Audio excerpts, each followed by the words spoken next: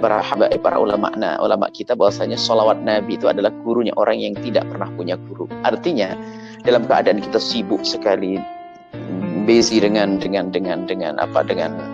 office of kantor, dengan kerjaan kita setiap hari, hingga kita mungkin susah atau sulit untuk hadir di perkumpulan-perkumpulan yang bermanfaat, tapi dia selalu bersolawat.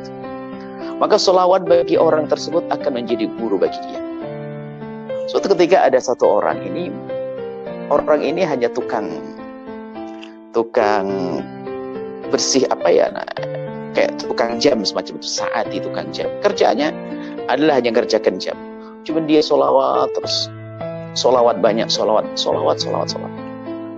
Suatu ketika bermimpi ketemu baginda Nabi, dan dalam mimpi itu dia berkata, "Wahai umatku," disebut fulan, "jika engkau bisa hidup di pagi hingga sore," maksudnya jika engkau bisa menjalani hidup tanpa ada kedengkian dan kebencian di dalam hatimu kepada umatku, maka lakukanlah.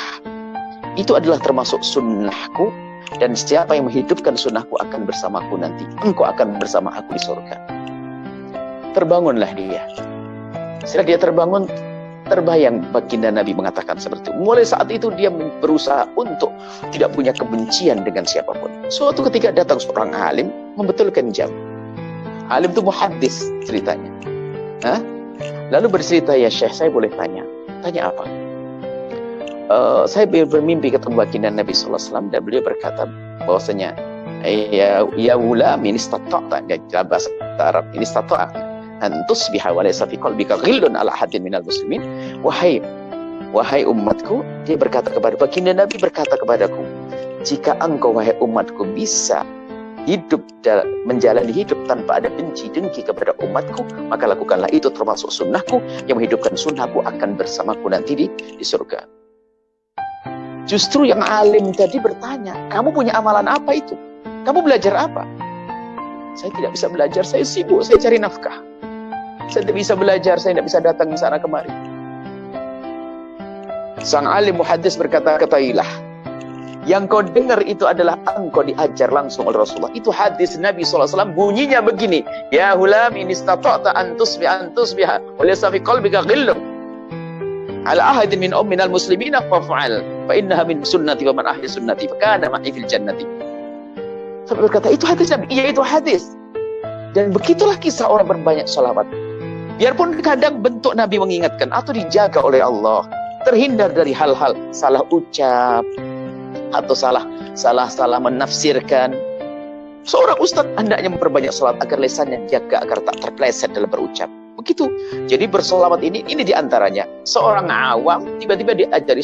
Hari itu dia bersih hati memang. Setelah dia bertemu dengan baginda Nabi, dia tidak pernah, kalau ada mulai amarah, ada dendam, ada benci, ada dengki bersama, langsung dihapus. Tidak, langsung dilawan.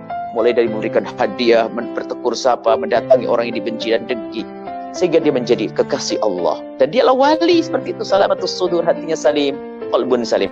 Ini adalah termasuk hikmah dari salawat. Dikatakan adalah orang yang berbanyak salawat kepada Rasulullah dan diupayakan dengan salawat yang khusyuk, hadirkan Nabi di hatinya, maka dia akan mendapatkan guru. Nabi akan menjadi gurunya. Allah akan memberikan ilmu langsung, ilmu laduni. Artinya kadang orang alim pun tidak tahu, tapi ternyata dia tahu. Diberitahu oleh Allah Subhanahu wa Ta'ala. Karena apa? Sambungnya dengan Rasulullah SAW. Ini adalah kisah salawat. Maka mari kita memperbanyak salawat agar lisan kita dijaga oleh Allah, perilaku kita dijaga oleh Allah. Ini. Jadi tidak harus bermimpi ketemu baginda Nabi. Tidak, dijaga, memperbanyak salawat kepada Rasulullah SAW. Seperti itu. Nah, dan ini. Semoga ini adalah bisa kita amalkan. Dan juga ada hal lain lagi yang perlu kita perhatikan ya. Agar tadi yang kedua apa tadi? Selain daripada hikmah salawat, cerita salawat apa diminta? Ya, kisah-kisah yang boleh sebagai ibu bapa kita boleh sebagai contoh lah untuk kita pulang